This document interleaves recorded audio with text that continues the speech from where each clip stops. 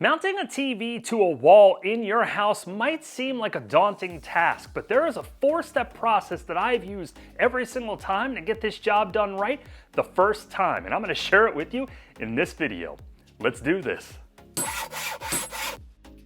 The first step that you will want to do is to figure out exactly where you want to mount the TV, and I'm talking about the height and position on your wall. There are a ton of articles online that break down where you should position your TV in relation to your eye viewing level, whether it's a standing viewpoint or a sitting viewpoint. I'm not going to break that down in this video, but you do need to make sure that you pick the right spot on the wall, because once it's in, you don't want to take it out and mount it again. My mount is actually in our bedroom and our bed is right over there. So if we're going to be watching a show from bed, we will be laying down, so it's a bit of an awkward angle. I need it to be at a certain height on the wall in order to be able to make it across the room without us having to sit up in bed and watch TV. The second step is probably the most critical in this process, and you have to locate where the wall studs are on the wall where you're going to be mounting your TV. A lot of people online will tell you that you can use drywall anchors and other wall anchors in order to hang these wall mounts. Please do not do this. You need something that's going to be able to hold the weight of the mount and your TV over time, especially if you're going to be using a full motion wall mount bracket like I am today, that's going to put different pressure away from the wall on the mount points against the wall. Go with studs only, please. Most TV wall mounts will come with a template in their box that you can tape to the wall. This is a great tool to use so that you can get the holes in the right spots and match that up against those marks on the wall that you just made to find your studs. Now the key with these templates is that when you put it on the wall, you want to make sure that it's level so it's a good reflection of what you're going to be mounting to the wall. Your wall mount's going to tell you what size drill bit you need to use. Please pre-drill your holes before you put the actual bracket on the wall. I like to drill while the template is up so I can see exactly where my holes are going to go in relation to the studs that I've marked off. Now that the studs are marked and we have our pre-drilling done, we can take our template off of the wall.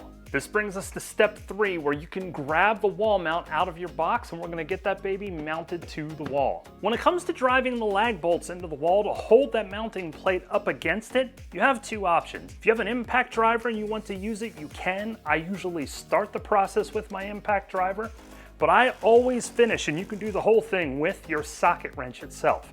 I finish this way because I want to make sure I'm getting the right amount of pressure and I'm not over tightening that lag into the wall with the impact driver. Just one word of caution, make sure you keep your bracket level when you install it. 4 lag bolts into 2 studs is all that you need to get this into the wall. But once it's installed, you have to test it. If you're installing a standard static wall mount or a tilt mount and you just have the rail system, you want to pull on the top of the rail system to give it a shot. But if you have a full motion wall mount like this, you want to pull it out and pull down on it to make sure that it's going to hold some weight and that it's in there nice and tight before you mount your TV. Step number 4 is to get the rail system mounted to the back of the TV and then mount the TV on the wall and get it fixed in place.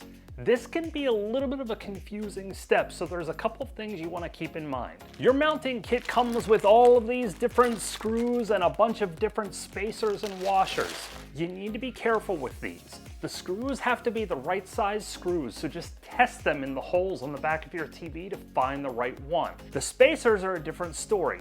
Your holes may be recessed a little bit. If they are, you want to find the spacer that fits appropriately in that dimple in the plastic so that it gives you a nice tight fit up against the bottom of the rail.